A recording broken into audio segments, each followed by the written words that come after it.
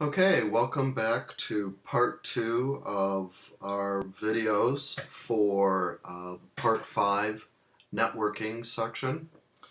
Um, what I'm going to be talking about next is how to refer to uh, connected network computers from your local computer. On slide 18, it talks about a computer naming format for referring to computers on a network that you can access folders or directories on. Now we used the cd command and we used the drive letters to change. But when you're working with other computers on the network, uh, they don't already have drive letters assigned to them. So we'll be talking in a little bit about commands that allow you to connect those computers so that they have drive letters and that so that you can work with them. But before you do that, you need to connect to those other computers. And the naming convention that is used is called UNC for Universal Naming Convention. Excuse me, I had to take a drink there. And I'm going to type UNC on the screen so you understand what I'm talking about. Again, this is slide 18. And to refer to a computer using the Universal Naming Convention, you start out with 2 backslashes. So that identifies you're talking about a remote computer. And then you specify either the name of the computer or the IP address of the computer. So for instance, let's say the IP address of the remote computer is 192.168.3.4. All right. Then what you do is you specify on that computer the rest of the path name that you want to connect to. So you would specify it exactly like you would, except you don't specify a drive letter. You specify the complete path name after basically just specifying the computer name. So in this case, I'd specify users,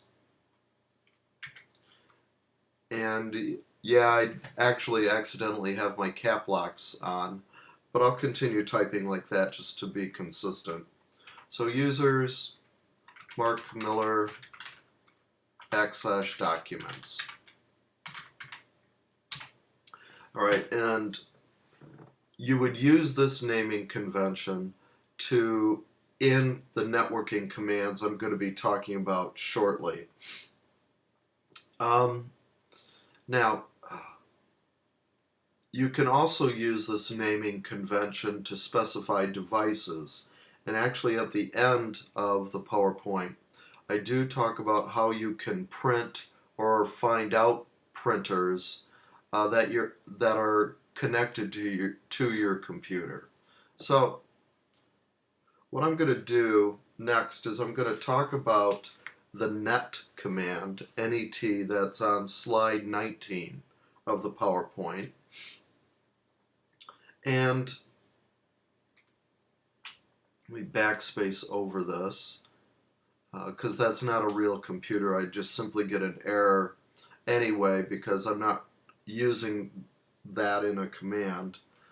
So net help shows you a list of commands that you can use. Now, excuse me, the way you use net is more like the way you used the troubleshooting commands in part 4. So if I just simply type net and hit enter, it's going to give me possible commands I can specify. And then you can keep specifying commands, um, and it will not prompt you, but it'll list what you could do at each level. Normally you use the net command with all of the commands specified.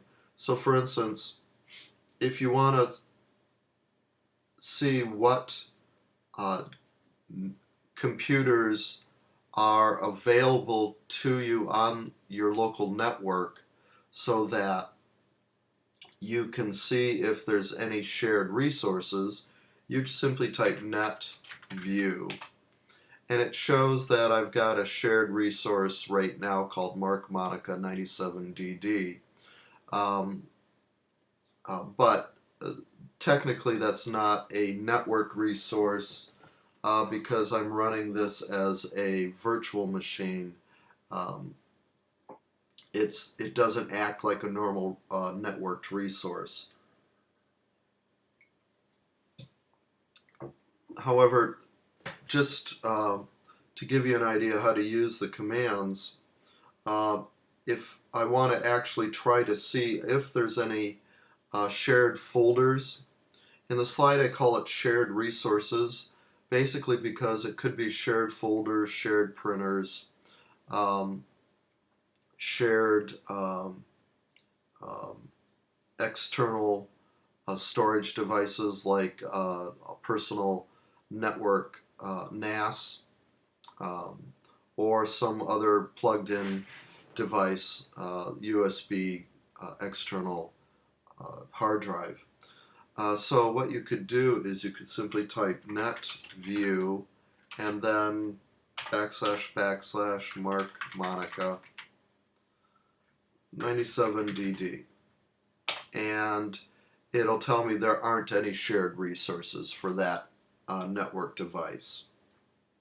Now, the other subcommand that's part of net allows you to specify a drive letter for a shared entry. So if there were any entries for this list, let's say a documents folder, I could assign a drive letter by saying net use /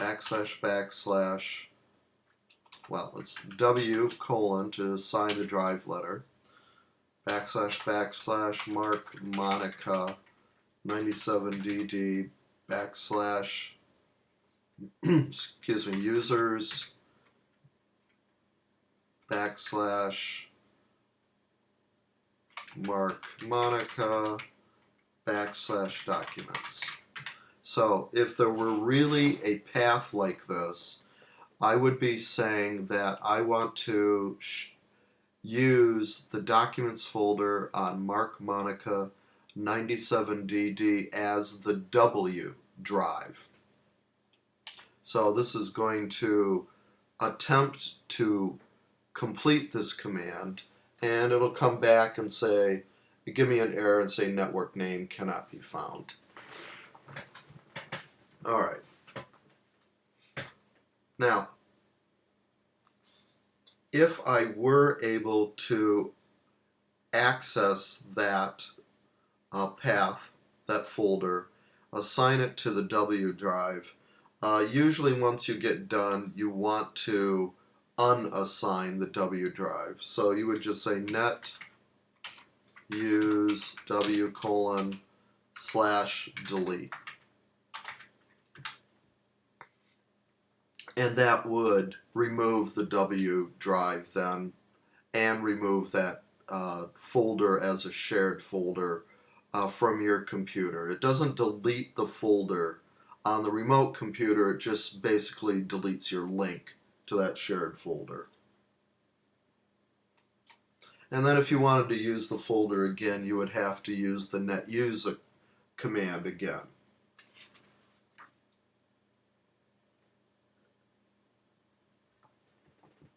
Now, when you want to share your own folders, the net command allows you to do that as well with the share option or subcommand, and that's on slide 21 of the PowerPoint.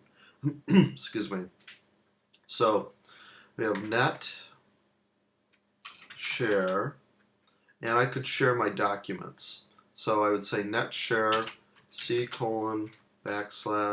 users, Mark Monica,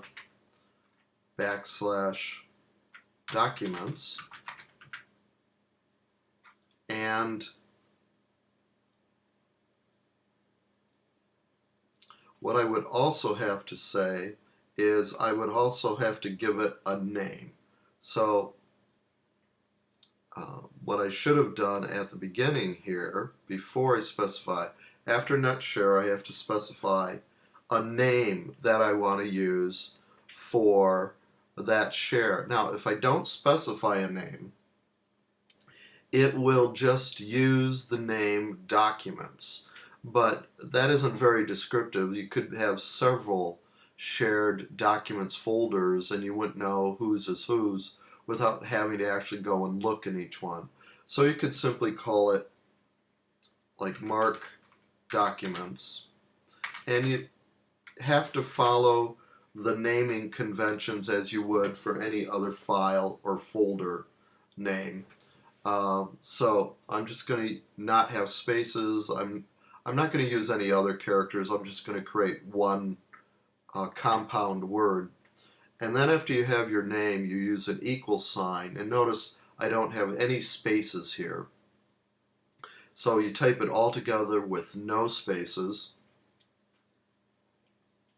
And then hit enter, and it says that shared successfully. So if somebody could connect to my computer, they would be able to see that I have a folder out there that I've shared called Mark Documents.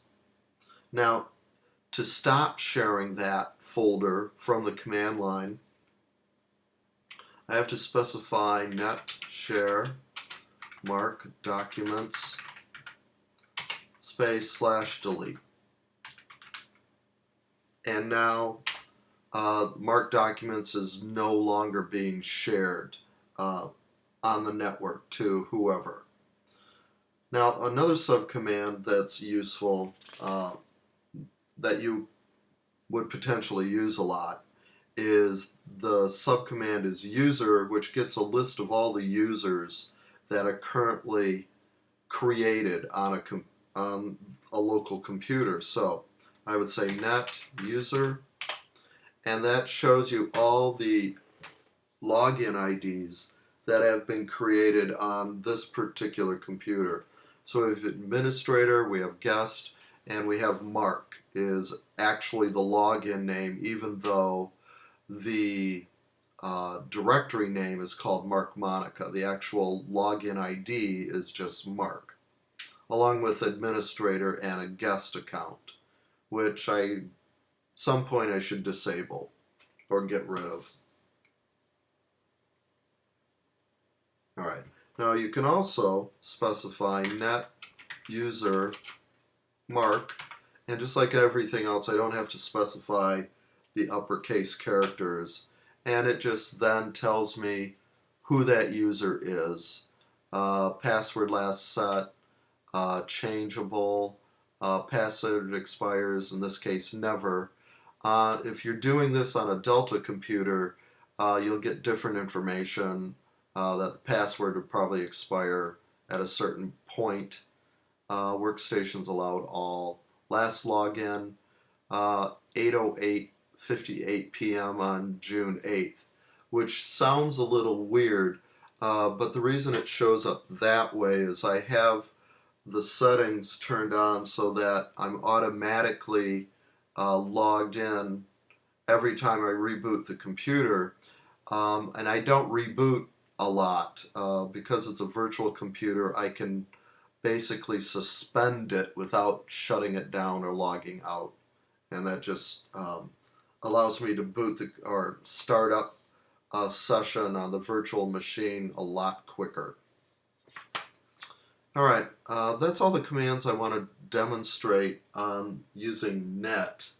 There's also some networking commands that allow you to do things with your network interfaces, and that's the netsh command. Netsh. Do netsh /?. It gives you a lot of options you can do to change things on the networking. You can see that you can change the firewall settings and some other information. I'm not going to delve into that.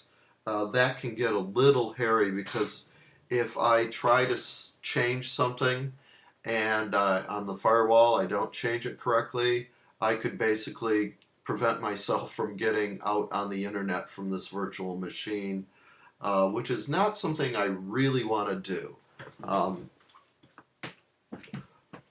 Hold on one second. I need to get some more water.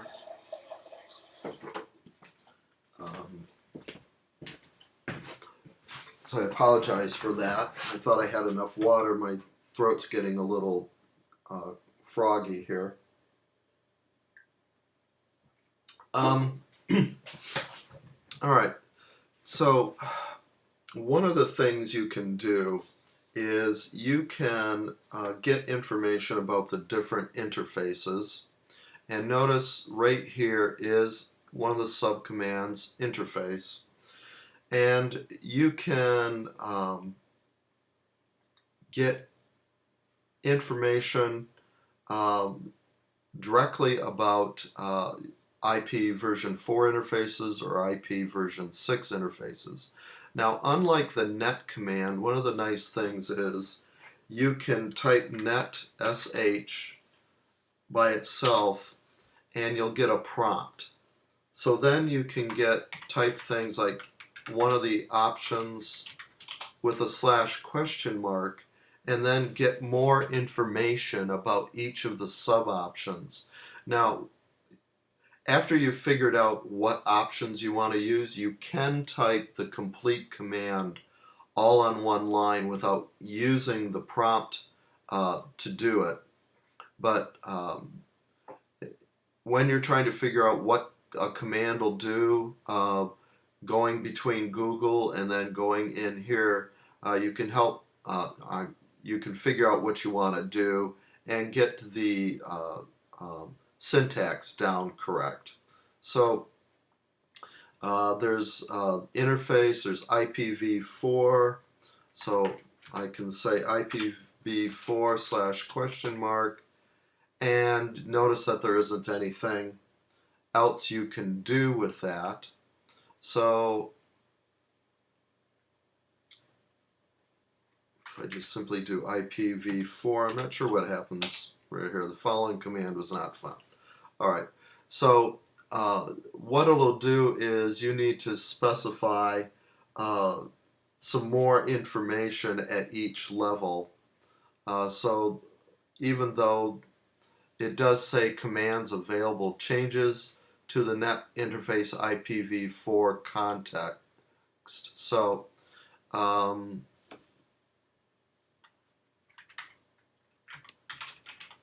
more used to typing this all on one line, so I apologize for this. I want to see if this will work without a problem.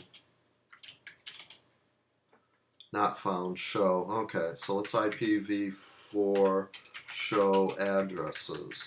It may not let me do that either. Yeah. Alright, so if I type netsh interface IPv4 show addresses, let's see if it'll let me do that. And it won't let me do that. So what I'm going to do is exit.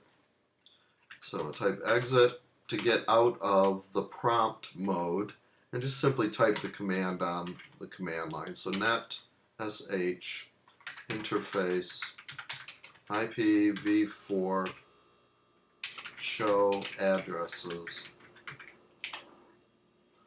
Gives you information about addresses. Now notice it gives you the same information that you do from IP config, but you only get the information for the IP version 4 addresses. You don't get the IP version 6 addresses, and you actually get a little bit more information. And it's usually a little bit easier to read as well. Now, you can get information about specifically the IPv6 addresses, so I'll recall that command and just change this to 6. And notice you get slightly different information when you type that in.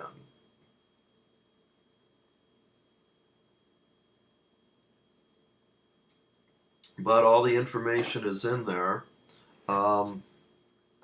So here's the public IPv6 address. I believe this is my local address. I'm looking interface 4 at charter. Let's see, DAD.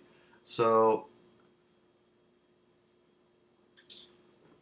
this address, by the way, is equivalent to the 127.0.0.1. So if you, I do point that out in the PowerPoint at the beginning, talking about version 6 addressing. Now, another command we can type in is netsh interface IPv4 show config. So that gives you slightly more information about, for instance, the DNS servers that are being used. Those DNS servers happen to be the Charter's DNS servers that I'm using. I don't have my own DNS server set up. So notice this also says configured through DHCP. That information was provided to my virtual machine through the DHCP server that's included on my router. On slide 23 in the PowerPoint, I do show you how you could go about manually setting the IPv4 addressing for your computer using the netsh command.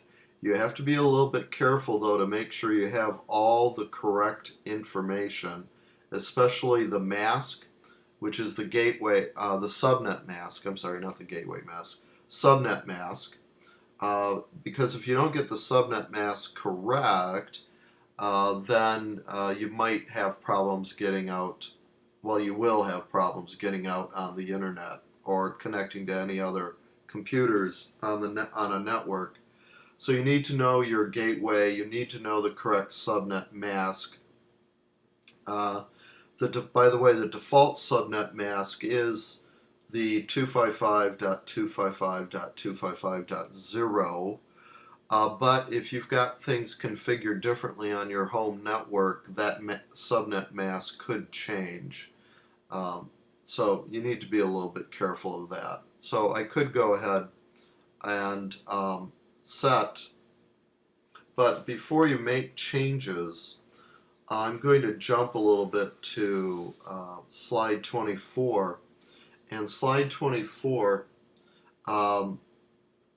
shows a way that you can save the settings to a file to put back in case before you make changes. That way you can add the information back in, or you have the original information so that you could change that. So if you do make changes, then you've got the original information saved, so that it saves you a little writing it down, and it goes to a text file. So it is the netsh interface dump command. If you just type that command without redirecting the output, it'll display on the screen. But it's better to put it in a file so that you've got it. So let's see. I showed the config. To actually get the same amount of, it's a little bit weird. I don't know why this is, but with the new version 6 addressing, to actually get the same amount of information that is showing on the screen right now that I got from the IPv4 show config command, you actually need to use two commands. So I need to use the net show, IPv6 show addresses, and then use another command that's show DNS servers to get all the exact same information for the version 6 addressing that I got through one command with the version 4. Why this is that you need two separate commands to do this, I don't know. It's possible because the version 6 commands were kind of tacked on to the netsh command after the netsh command was originally created. So it could be one of these situations where they had to include this update, but they didn't have a chance to completely configure the options to be nice and neat. Alright, finally getting down to the end of the PowerPoint. In the PowerPoint, I'm very blunt. You can't print to a local printer, not through this command line. Later when we do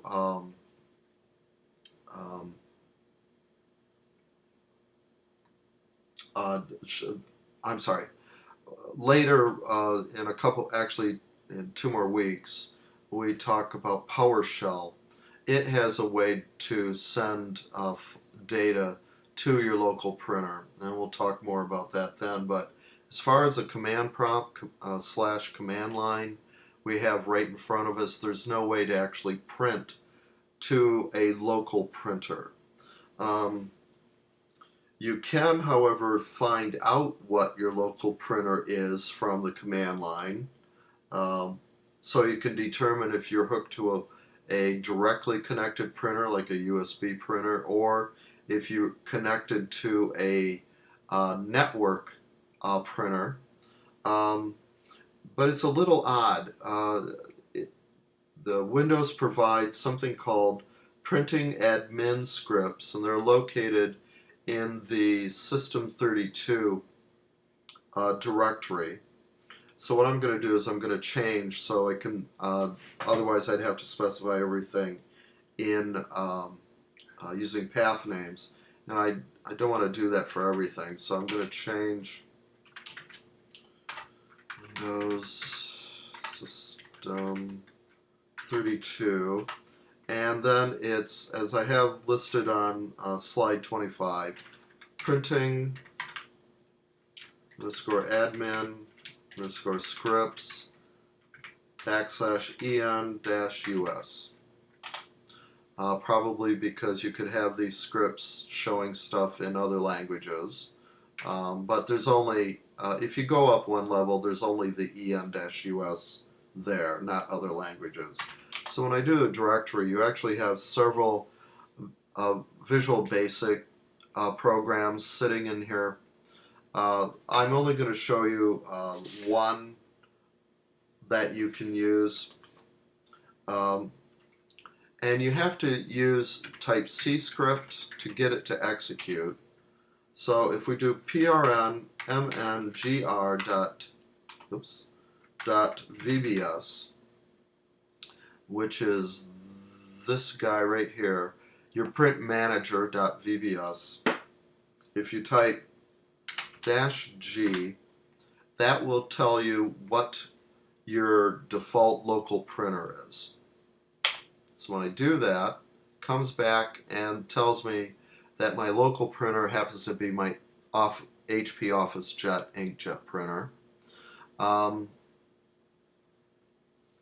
If you did this at a computer at Delta in any of the classrooms, it would give you back what the networked printer is. And then you could do things like redirect output to one of the networked printers, or you could actually print to one of the network printers. So it's just a little kind of a weird situation that you can't print to a local printer, but you can print from the command line to a network printer. And then on page 26, I show you how you would go about doing that. So there is a command called print. So if I type print, and then you need a /D switch, followed by a colon, because the /D is basically for device. And then the colon, you need the colon to specify the printer. So the networked printer I specify in the PowerPoint slide is the actual networked printer that's in the K107 classroom. And I would just simply do 2 backslashes, type main ps lab /K107 _1 _4015. And then I would specify a file like listfiles.txt. So that's how you go about printing from the command line, but it's only to a networked printer. Now, the rest of these Visual Basic scripts, you can get more information. It's not like they're hidden. They're just kind of buried a bit in the under System 32. But you can Google and get more information about how to use them. I'm not going to cover them in this class. We already tried to cover a lot as it is. But I wanted to give you things that were directly connected with finding a printer you can use and actually print.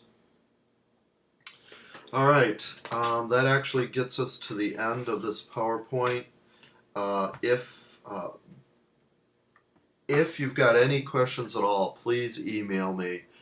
This PowerPoint in particular, there's not a lot I can demonstrate from the computer I have here, because I don't have multiple computers that I can connect to demonstrate things. Plus, a lot of the networking you have to more talk about. It's a little bit difficult to demonstrate. But again, thanks for watching this video.